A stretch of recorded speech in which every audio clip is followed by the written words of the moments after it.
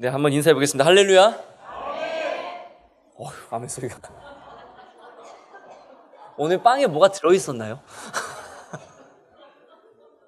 다시 한번 인사해 보겠습니다. 할렐루야. 아멘 소리가 크니까 저도 막 은혜가 되는 것 같습니다. 감사합니다. 네, 하나님의 크신 은혜가 이 부활을 맞이하고 첫 주일 또 이 오예배 시간에 크게 넘쳐날 줄 믿습니다. 여러분 집에서 감사합니다. 여러분 집에서 가장 많이 하시는 일 중에 하나가 아마 청소를 가장 많이 하실 거예요. 그렇지 않습니까? 청소가 정말 신기한 게요. 분명히 한 지 얼마 안 됐는데 조금만 지나면 머리카락이 어디서 나오는지 모르겠어요. 먼지가 이렇게 깨끗하게 닦아놨는데 조금만 지나면 어떻습니까? 먼지가 뽀얗게 쌓여가지고 또 습관이겠네 이렇게 또 생각하시지 않으십니까? 먼지를 털고 쓸고 닦고 쓰레기를 치우고, 근데 그렇게 청소하고 나면요 어떻습니까? 기분이 참 좋습니다. 깨끗해진 것 같아요. 마치 비 오고 난 뒤에 해가 쨍하고 뜰 때 그 상쾌함처럼 너무나도 참 기분이 좋습니다. 그래서 저도 오늘 말씀을 준비하면서 제자리 한번 또 청소했었습니다. 네, 그렇습니다. 여러분, 그런데 이렇게 우리가 청소를 자주 하고 거의 매일 하다시피 하는데, 여러분 청소나 정리정돈이 힘이 있다고 하면 여러분 믿으시겠습니까? 청소하는데 힘이 있다, 청소에 능력이 있다라고 하면 여러분들 믿으시겠습니까? 혹시 사진 하나만 보여주실까요? 몇 년 전에 굉장히 유명하신 분이었는데, 이 윌리엄 맥레이븐, 그러니까 미국 분입니다. 윌리엄 맥레이븐이라고 하는 전직 미 해군 사성 장군입니다. 대단하신 분이죠. 자, 이분이 놀랍게도요 해군 사관학교 출신이 아니라 일반 텍사스 대학교 출신이신데, 이 미국은 전통적으로 이 졸업 출신, 그러니까 이 학교 출신 졸업자들이 졸업식에 와서 졸업 연설을 하는 전통이 있습니다. 그래서 이분도 2014년도에 이 자신의 모교인 텍사스 대학에 가서 졸업 연설을 했던 적이 있으신데, 그 영상이 꽤 많은 유명하게 좀 되었습니다. 그때 그 전체 연설을 제가 다 읽어드리면 사실 오늘 설교 시간도 조금 짧을 것 같아가지고 제가 중간에 좀 잘랐습니다. 어떤 내용인지 제가 읽어드리겠습니다. 다음 장을 보여주시고요. 매일 아침 실, 그러니까 해군 특수부대죠, 실 기초훈련에서 당시 베트남 참전 용사였던 제 조교들이 제 병영방에 나타났고, 그들이 가장 먼저 검사한 것은 우리의 침대였습니다. 만약 여러분이 세상을 바꾸고 싶다면 여러분의 침대를 정리하는 것으로 시작하세요. 지금 텍사스 대학교를 졸업하는 졸업생들에게 졸업자로서, 출신 선배로서 먼저 한 얘기가 뭡니까? 정리정돈 잘하십시오. 여러분, 오늘 말씀도 어떻습니까? 예수님이 성전을 청소하신 내용입니다. 그런데 말씀을 보면 오늘 이 마태복음 21장 말씀을 오늘 성경책에 보시면 어떻게 기록되어 있습니까? 성전을 깨끗하게 하시다. 옛날 개역 한글 성경에서는 성전을 정결하게 하시다라고 이 단락을, 오늘 읽은 우리 이 본문을 그렇게 정하고 있습니다. 예수님이 성전을 오늘 정화하신 이유, 정결케 하신 이유가 이 마태복음 21장 13절 말씀에 나와 있습니다. 우리 한 목소리로 함께 13절 말씀 봉독합니다. 시작. 그들에게 이르시되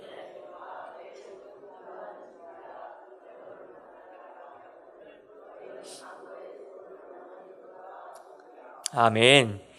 하나님이 계시고 그 하나님을 위해 세웠고 또 그 하나님께 기도하기 위해 세운 이 성전이 마치 어떻습니까?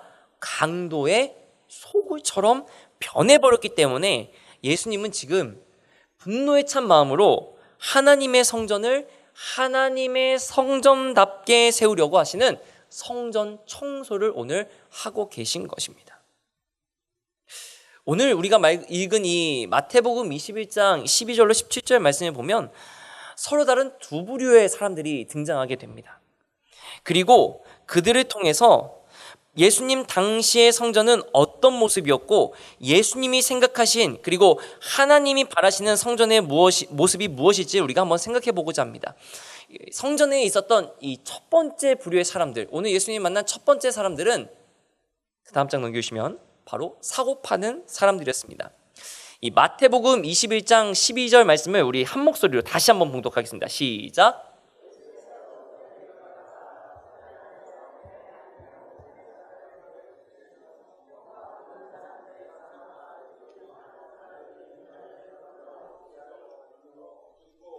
아멘. 감사합니다. 자, 오늘 예수님이 성전에 들어가셨는데 이 성전에 들어가셔서 만난 첫 번째 사람들이 어떤 사람들입니까? 성전 안에서 매매하는 사람들, 또 돈 바꾸는 사람들, 그리고 비둘기 파는 사람들, 세 부류의 사람들을, 이 세 종류의 사람들을 만나고 있습니다. 근데 여러분 이 말씀을 잘 생각해 보시면 매매하는 모든 사람들이 있습니다. 매매하는 모든 사람, 여러분 잘 생각해 보십시오. 매매하는 모든 사람들입니다. 자, 여기서 매매하는 물품들은 무엇이었을까요? 성전 안에서 제사를 지내기 위한 재물들을 말합니다. 뭐 소나 양, 뭐 그런 것들을 비롯한 가축들, 재물들을 사고 파는 사람들입니다. 여러분 하나님께 제사 드리기 위해, 즉 예배 드리기 위해서 재물을 사는 행위가 나쁜 것인가요?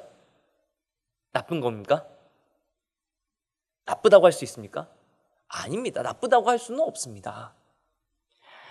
나는 직업이 목축업, 가축을 우리 집에서 키우지 않아서 내가 직접 재물을 준비할 수 없고 또 그 재물을 다치지 않게 조심조심 성전 안으로까지 데려오는 것이 여러분 쉬운 일이었겠습니까?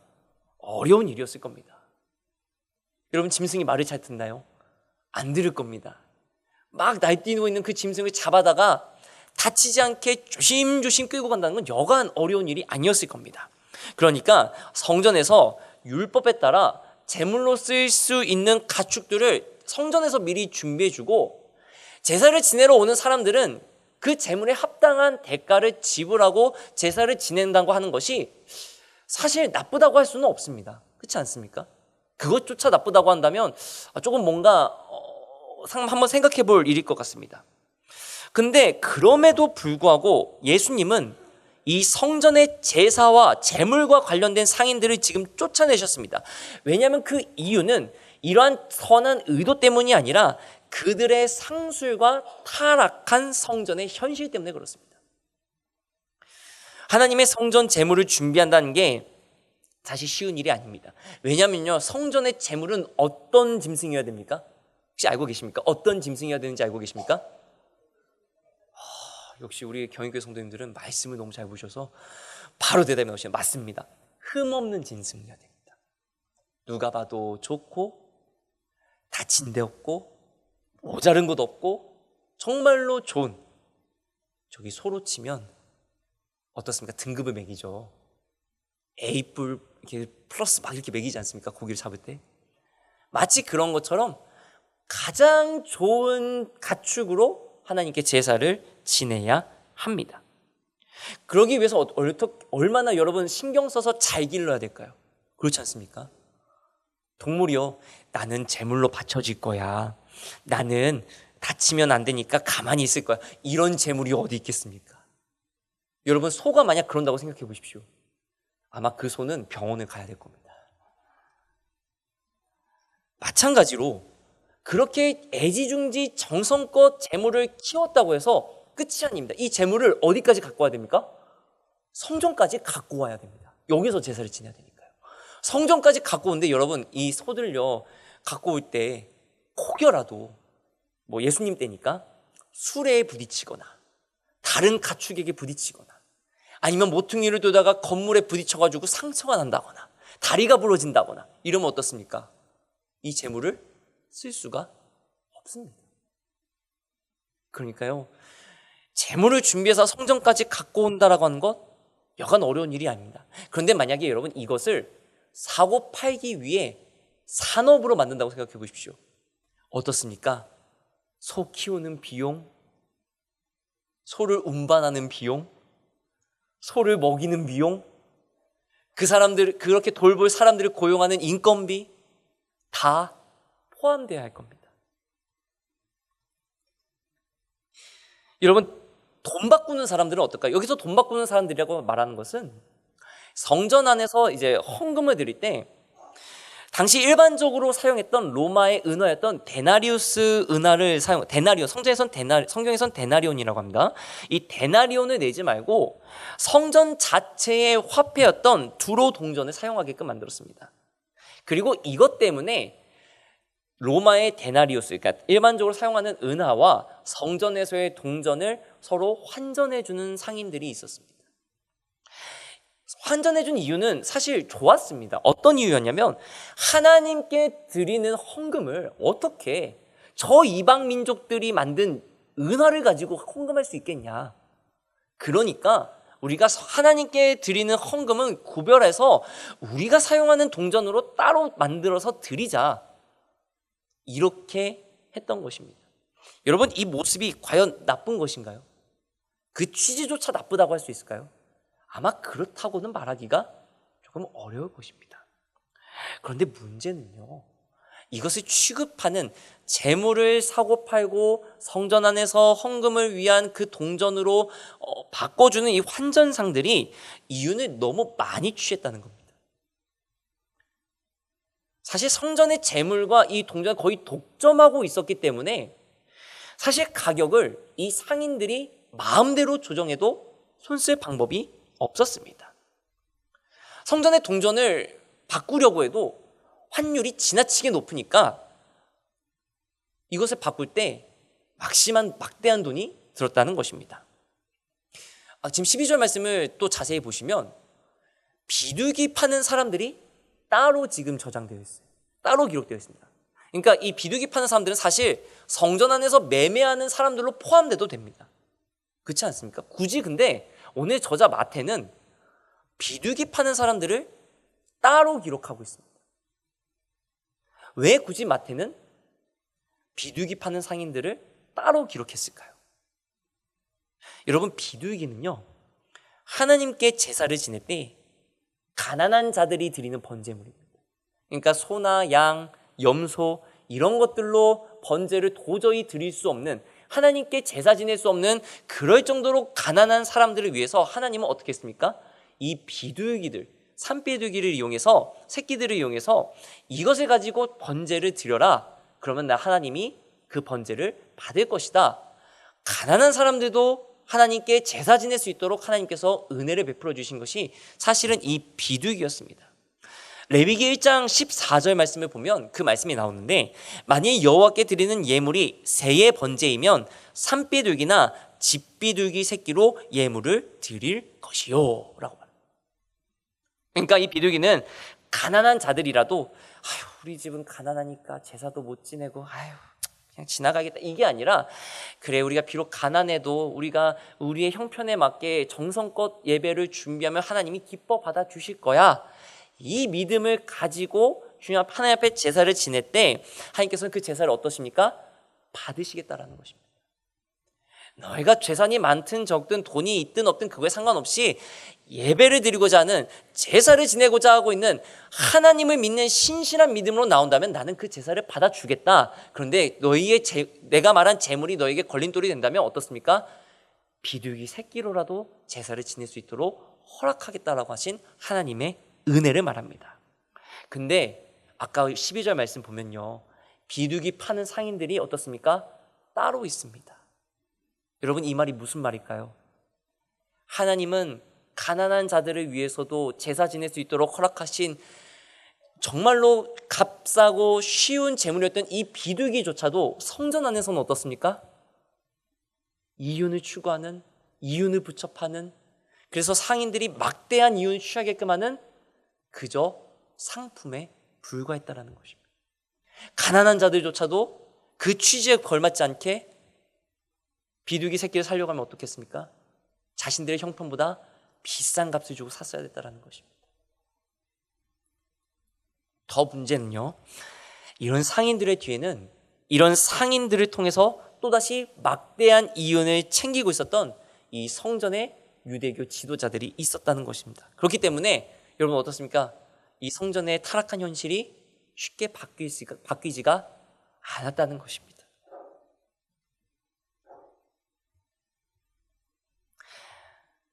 그래서 예수님은 오늘 성전을 지금 정화하고 계신 것입니다. 하나님의 성전이 하나님의 성전답게 세워지기를 바라는 마음으로 지금 그 상인들을, 재물이 아니죠, 상품들을 모두 다 쫓아내신 겁니다. 자, 그럼 우리가 아까 그 12절 말씀을 다시 한 번 혹시 보여줄 수 있을까요?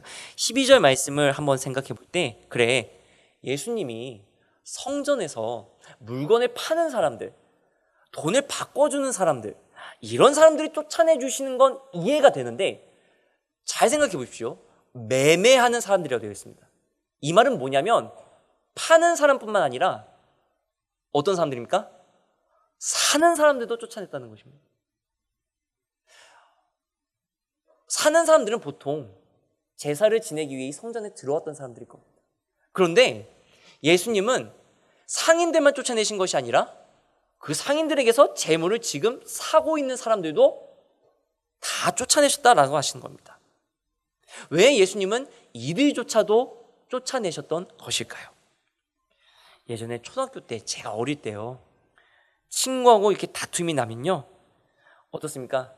스님 앞에 가면은 막 서로, 선생님 제가 먼저 저 놀려서 제가 때린 거예요. 아니에요, 제가 먼저 기분 나쁘게 말해서 제가 이렇게 된 거예요. 막 이러다가 선생님 뭐라고 하시나요? 보통 뭐라고 하십니까, 선생님이? 너네 둘 다 따라와. 너네 둘 다 따라와 이러고 교무실 앞에 가가지고 너네 둘 다 손 들고 서 있어. 그래서 손 들고 막 그러지 않았습니까? 아마 예수님도 그러셨던 걸까요?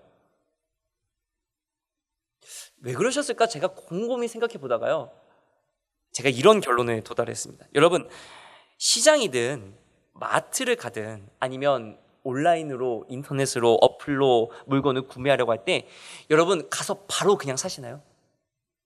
바로 사시나요? 같은 거라도요, 꼼꼼하게 가격 따져보고 사시지 않습니다. 기왕 같은 것이면 조금 더 저렴하게 받는데, 조금 비싸게, 만약에 조금이라도 비싸게 사야 한다면 어떤 겁니까? 하나라도 뭐 좀 더 얹어주고, 하나라도 좀 더 좋은 거, 기왕 비싸게 주고 산다라면 그렇게 다들 사시지 않으십니까? 아마 그렇게 다들 따지실 겁니까? 왜 그렇습니까? 얼마나 그게 아깝습니까? 그렇지 않습니까? 그게 사람의 마음입니다. 그러다 보면 어떨까요? 시장 같은 경우에는 흥정하죠. 아이, 좀 깎아주세요. 사려는 사람은 가격을 깎으려고 하고, 팔려고 하는 사람은 어떻습니까? 안 깎고 팔려고, 최대한 안 깎으려고 막 그렇게 합니다. 시장 같은 데서 콩나물 사면서도요, 옛날에는 아유 비싸 이러면서도 어떻습니까? 다 삽니다. 사실 콩나무 이거 한 대박에 뭐 한 1,000원, 2,000원 하는데 그거 사면서도 아유 비싸 이러면서 삽니다. 그런데요, 또 재밌는 게요, 파시는 분도요, 이러면 남지도 않아 하면서 한 주먹 또 얹어줍니다. 우리말로 하면 덤이라고 하죠. 근데 좀 궁금합니다. 그렇게 남는 게 없으신데 어떻게 장사를 하시는지 저는 참 궁금하긴 합니다. 여러분, 예수님이 성전에서 쫓아내신 이 사람들에게도 이런 일이 있었을 겁니다. 재물을 두고 서로 싸게 살려고 하고, 어떻게든 조금이라도 더 비싸게 붙여 팔려고 하는 시장과 같은 모습이 아마 이 성전에서도 있었을 겁니다. 그렇지 않았겠습니까? 파는 사람 입장에서는 하나라도 더 팔기 위해, 손님 한 명이라도 더 끌고 오기 위해서 아마 요란하게 아주 정말로 열심히 광고하고 홍보했을 겁니다. 근데 어디에서 그러고 있습니까? 성전에서 그러고 있습니다.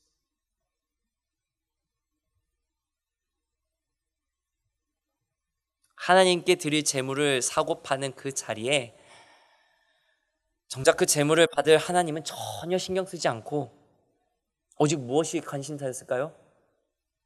얼마나 싸게 샀을까? 얼마나 비싸게 팔았을까? 그게 관심이었을 겁니다. 그러면요, 재물을 사서 제사장에게 가지고 가가지고 제물을 드리고 있으면서도 어떤 마음이 들었을까요? 야, 오늘은 내가 양을 정말 싸게 샀네. 오늘 제사 잘 드렸다. 제사를 지내는데 하나님이 지금 이 제사를 받느냐 안 받느냐가 관심이 아니라 내가 이 제물을 얼마나 싸게 샀냐, 비싸게 샀냐, 그게 관심이었을 겁니다. 너무나도 안타깝게도요, 파는 사람들뿐만이 아니라 제물을 사는 사람들도 점점 하나님과 멀어지고 있었다는 것입니다. 제사의 기준이 결국 제물의 가격과 똑같아졌을 겁니다. 그렇기에 예수님은 지금 어떻습니까? 제물을 파는 사람뿐만이 아니라 사는 사람들도 모두 다 쫓아내신 겁니다. 하나님께 제사 드린다면서 하나님은 신경 쓰지 않고 자신만을 생각하는 사람들, 오늘 산 제물의 가격만 생각하는 사람들, 혹 이 모습이 내 모습이지는 않습니까? 소중한 경영교회 성도님 여러분, 예배를 드리고 속회를 드리는 우리의 기준은 제물의 가격도 아니고요, 사람의 조건도 아니고요, 하나님이 먼저 돼야 하는 줄 믿습니다. 하나님이 먼저가 되면 어느 상황이 오더라도 비록 힘들지만 은혜가 될 줄 믿습니다. 그래서 우리가 찬송도 이렇게 부르지 않습니까? 높은 산이 거친 들이 조막이나 궁궐이나 내 주 예수 모신 곳이 그 어디나 하늘나라. 할렐루야. 내 주 예수 모신 곳 그 어디나 할렐루야.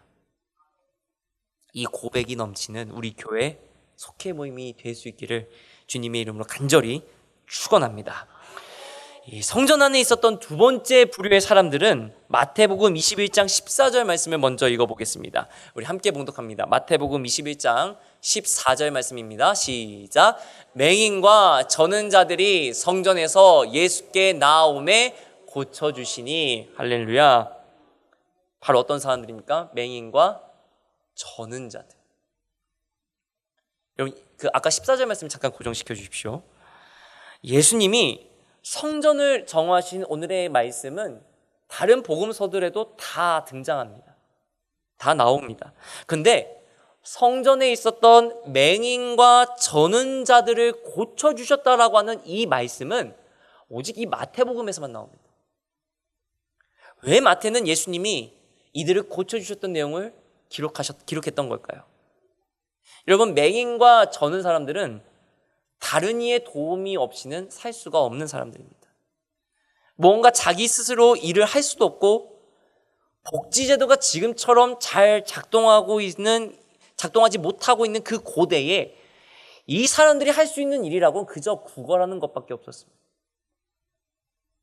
그래서 사도행전 3장을 보면요, 베드로와 요한이 구시기도 시간에 성전에 올라갔을 때 자신들에게 구걸하고 있는 40여 세 된 앉은뱅이를 어떻게 했습니까? 고쳐줬습니다. 그랬던 것처럼 성전의 입구에는 이와 같이 앉은뱅이와 저는 자들과 같이 구걸하면서 남의 도움이 없이는 살 수 없는 사람들이 아주 많이 있었다는 것입니다. 맹인과 저는 자들, 여러분, 성전에 올라오는 사람들은 이들에게 관심도 없었을 겁니다. 성전에 오는 사람들의 관심은 무엇일까요? 얼마나 더 재물을 싸게 살 수 있냐? 더 저렴하게 파는 데가 어디냐? 아마 이런 관심이 더 많았을 겁니다. 그렇습니다. 맹인과 저는 자들은요, 하나님을 위해 택하고 세운 이 성전 안에서조차도 하나님께 기도하는, 하나님이 거하신다고 이야기하는 이 성전에 제사 드리기 위해 오는 사람들에게서조차도 소외되고 있었던 것입니다. 여러분, 성전에서 아까도 말씀드렸지만 제물을 파는 상인들, 환전상들은요, 하나라도 더 팔려고, 한 명이라도 더 보게 하려고 얼마나 화려하게 홍보했겠습니까? 그것은 예나 지금이나 다르지 않았을 겁니다. 얼마나 잘 보이는 곳에 얼마나 잘 보이게 홍보하고 있었겠습니까? 그러니까 잘 보이는 곳에 자기들은 홍보하고 있었을지 몰라도 성전에서 꼭 봐야 될, 함께 해야 할 이 약하고 작은 사람들, 맹인과 저는 자들은 외면당하고 정작 소외당하고 있었던 것입니다. 그리고 그런 이들이 예수님께 나아올 때에 예수님은 어떻습니까? 그들을 외면하지 않으셨다는 것입니다. 고쳐주셨다는 것입니다. 그것을 통해 무엇을 보여주시는 것입니까?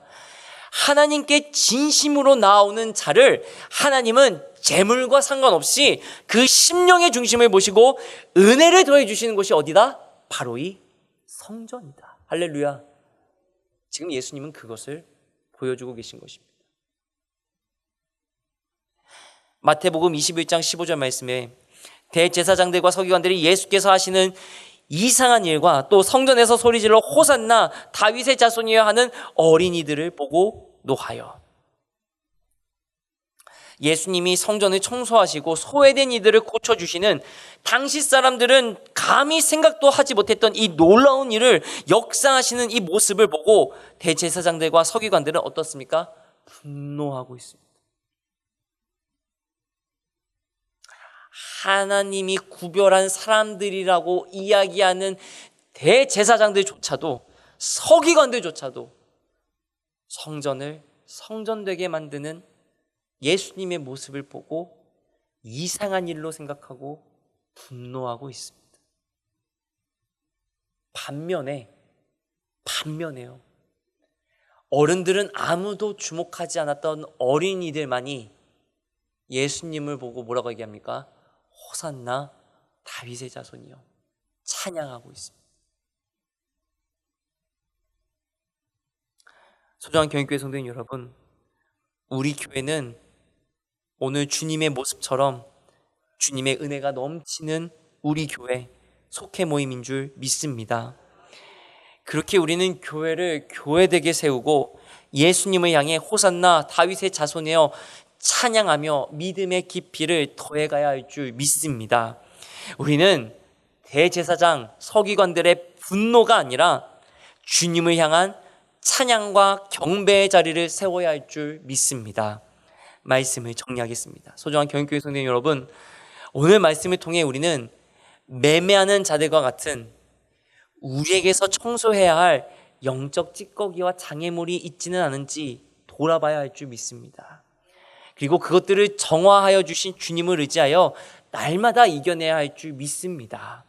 그래서 정결한 믿음 되어 주님 보시기에 합당한 믿음 되어서 주님이 역사하시는 은혜와 축복의 통로로 세움 받아야 할 줄 믿습니다. 특별히 우리의 속회 모임이 이와 같아서 믿음으로 세워져서 주님께서 역사하여 주셔서 주님의 은혜와 평강이 넘치는 복된 속회 모임 다 되시기를 주님의 이름으로 간절히 축원합니다. 기도하겠습니다.